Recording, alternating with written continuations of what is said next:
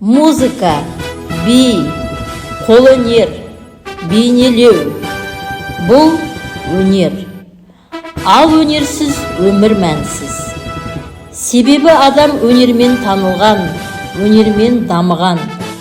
Эстетикалық пәндерде қызықты әдіс-тәсілдерді қолдана отырып, оқушылардың шығармашылық қабілеттерін дамыту арқылы білімді, өнерлі ұрпақ тәрбиелеу мақсатында өнер адамның рухани әлемі атты айлығымызға шақырамыз. Қолөнер халқымыздың қасиеті мен ұрпақтан ұрпаққа ауысып, тамырын тереңге жайып келе жатқан асыл мұрасы.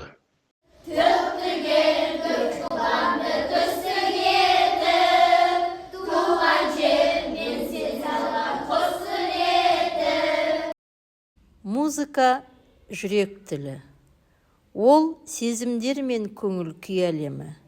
Ол дыбыстар арқылы бейнеленген адамның жан сарайы.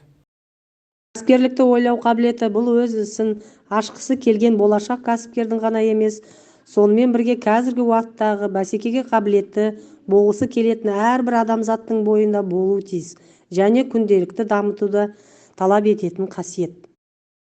Адам ажарлы, ақылды, қайратты, сұлу, білімді болуы мүмкін, бірақ ол әдепті болмаса, қаншалықты мансап, атақ дәрежеге жеткенімен бәрібір қадірлі, айтулы, көрегенді адам атана алмайды. Өмірде екі байлық бар: білім, өнер. Өнер туралы сөз ететін болсақ, алдымен халқымыздың дәстүрлі қолөнері ойға оралады. Әрине, бұл айтпаса да түсінікті. Халқымыздың сәндік қолданбалы қолөнері ұлттық шығармаларымыздың ең жоғарғы формасы болып табылады. Өнер таусылмас азық, жұтамас байлық деп бекер айтылмаған.